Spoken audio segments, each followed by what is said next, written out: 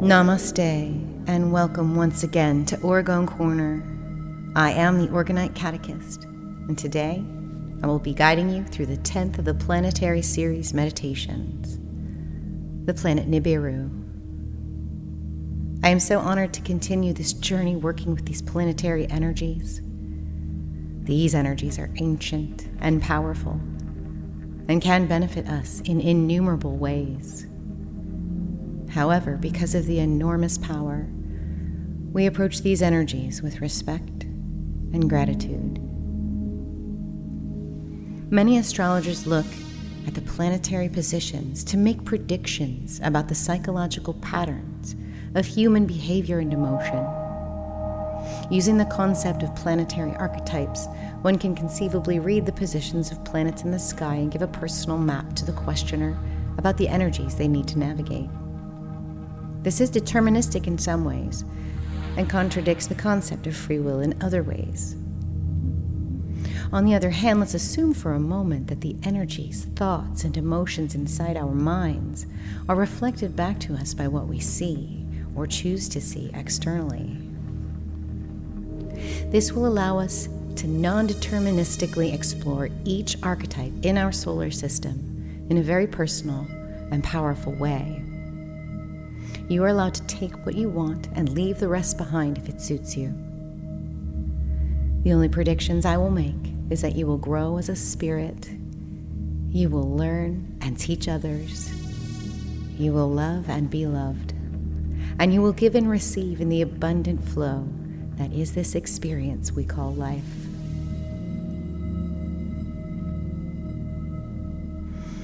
You will not need organite, but if you have the Nibiru tetrahedron or pyramid, place it near you. The sound frequency you're hearing in the background is an audible octave of 154.7 hertz. This is derived from a concept called the cosmic octave. Please see the Nibiru creation video for more information on this frequency. Nibiru represents the archetype of the unknown, the shadow, and the void. Babylonian creation myth describes a harbinger of destruction and chaos. However, if we consider Zecharia Sitchin's writings, the destruction of our progenitor planet Tiamat resulted in the earth and the moon as we know it today,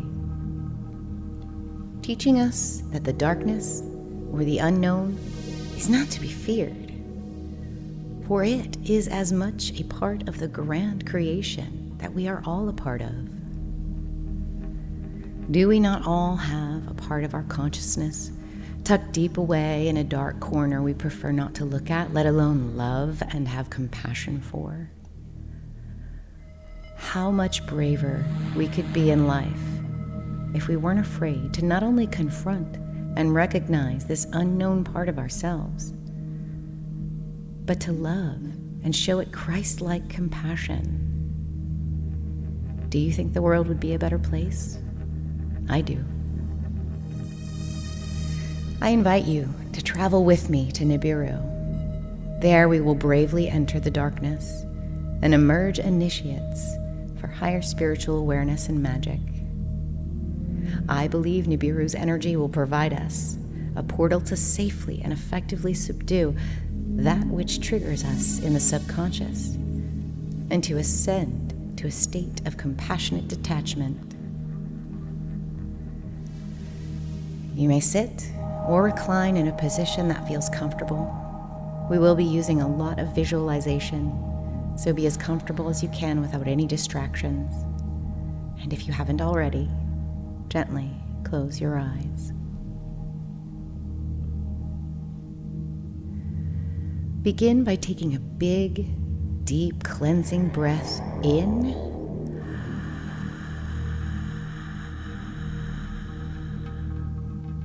and then out.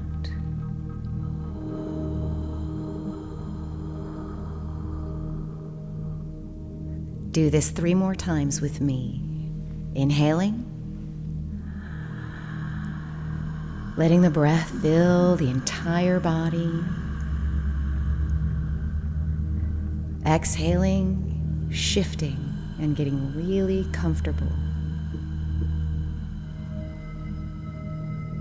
Inhaling, search your body for any areas of tension. Exhaling, releasing and relaxing those areas of tension.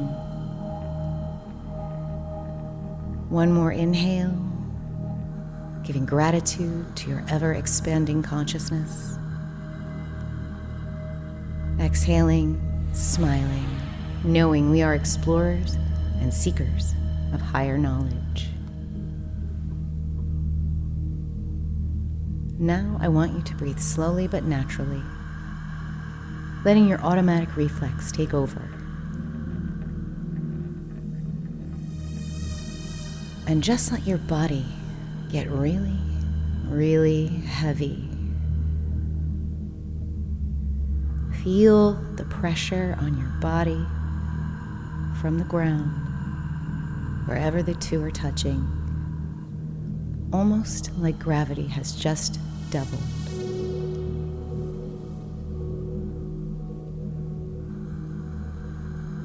Getting even heavier now, limbs sinking into the ground, trunk, head, just sinking down and down. Take a big deep breath in, letting the air fill your body once again, and exhale.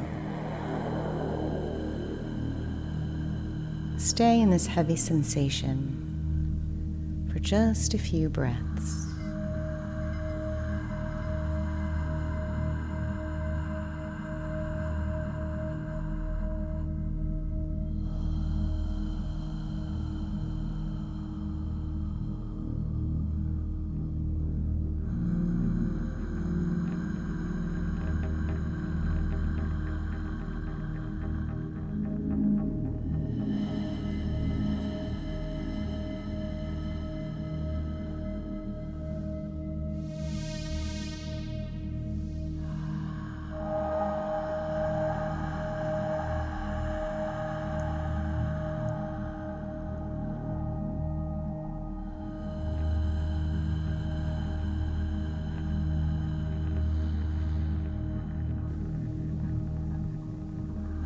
Inhaling deeply.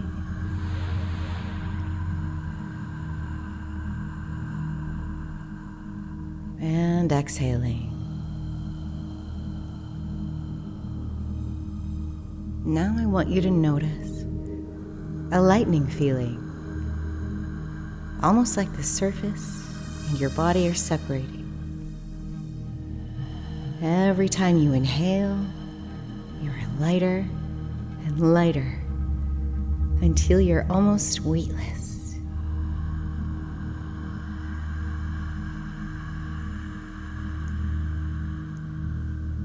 Inhaling.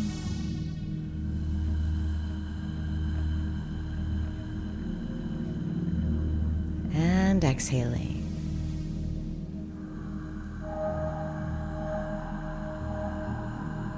In this weightless state, imagine your form sits straight up into a cross-legged position. Let your Swami self float.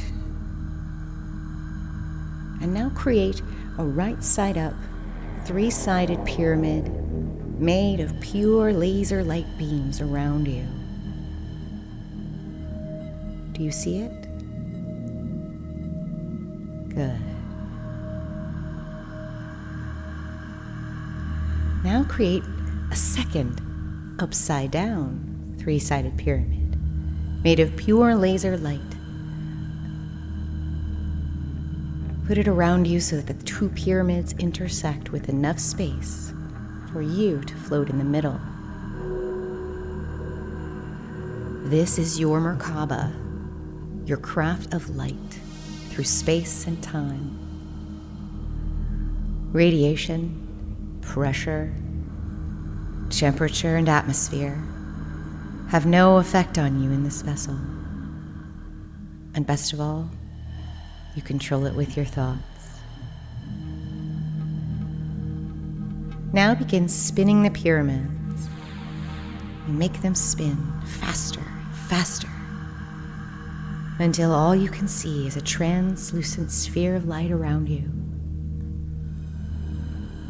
And begin to rise up off the ground, through the ceiling of the building you're meditating in, over the rooftops, over the trees and power lines, higher and higher now into the clouds and upper atmosphere, even higher now, so that you're above the Earth's atmosphere and you can make out the entire relief of the planet herself. Float here in a moment of gratitude for the beautiful blue planet we call home.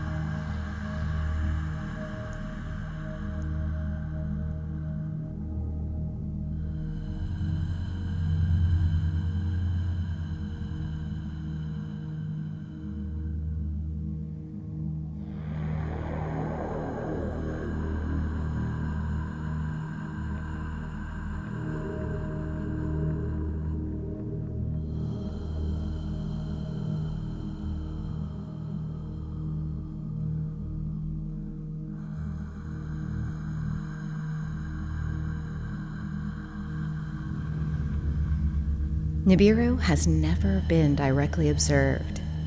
Therefore, its location is uncertain. But because it is part of our solar system, I believe we can travel back to the sun and ask for assistance. So now turn your attention to the sun and gaze at it. With your mind, imagine its brightness, though it cannot hurt your eyes. And notice how unbelievably bright our sun is. With anticipation and intention, we will very quickly travel to the star we call sun once again. You begin to notice the sun increasing in size and brightness as we get closer and closer, passing by Venus, and now just inside the orbit of Mercury. As details and features of the sun's surface come into focus, vast oceans of magnetic plasma, boiling and rolling, are visible. Large bands and bows of this plasma are ejected upwards and pulled back down by the massive gravity of the sun. What a glorious vision from inside this light vessel. The sun, the giver of light, seems to already know why we are here. Traveling here with intention, news travels faster than light.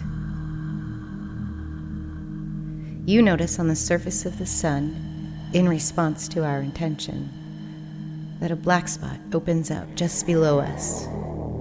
It begins to swirl and turn.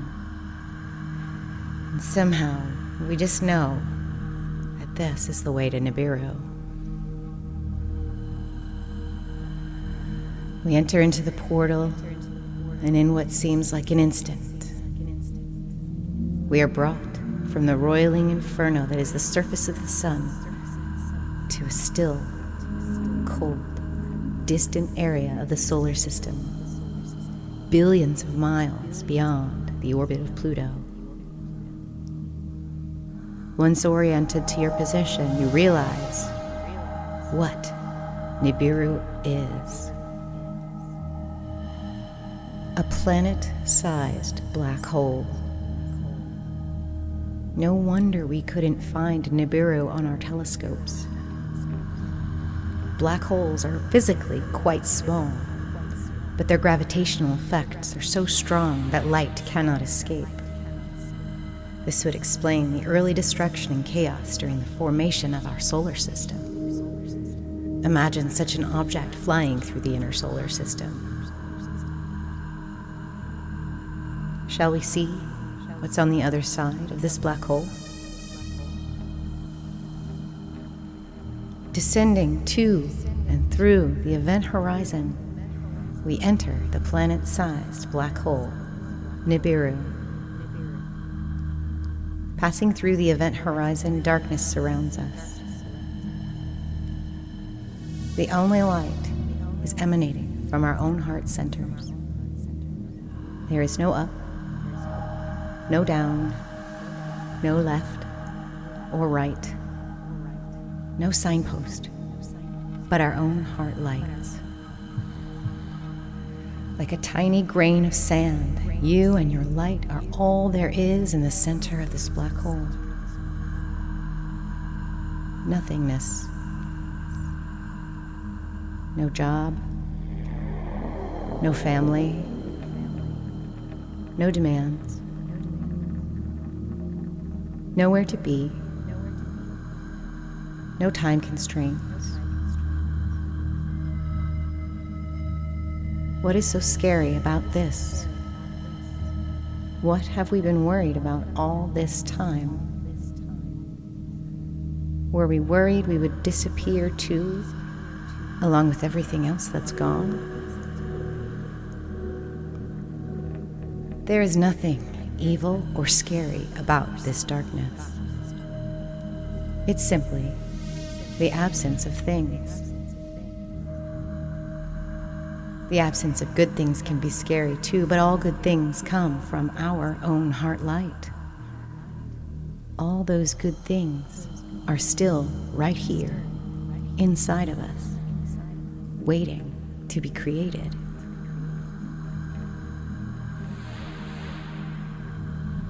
I ask you to sit with this nothingness for a little while. Let any random thoughts that come up, good or bad, sit with you for a moment. Consider them, and then let them drift away like a leaf on a stream. Do not be tempted to follow the thought. Simply release it with an exhale.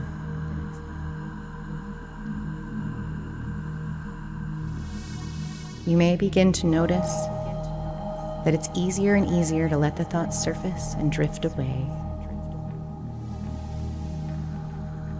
Nothing to do, nowhere to be, stillness, darkness.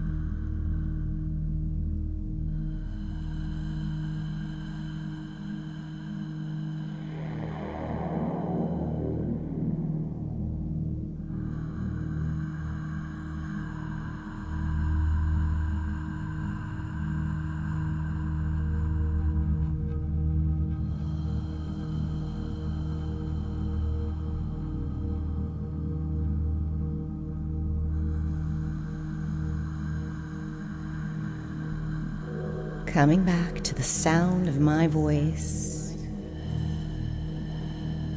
Inhaling and exhaling deeply. Giving gratitude for this profound experience. Gaze upward and see the dark swirling vortex above your head. And with intention, enter the winding wormhole back to the place where you are meditating. Almost instantaneously, you are transported to your physical space.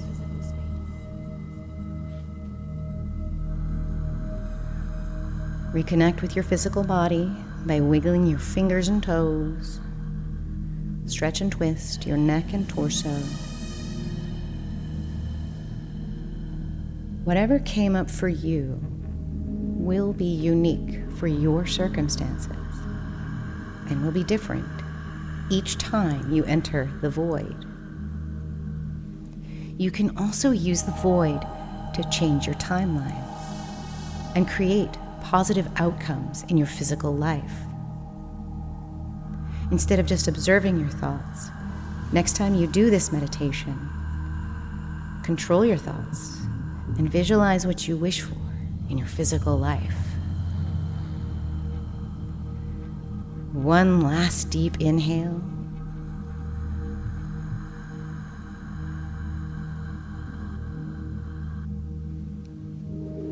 And exhale.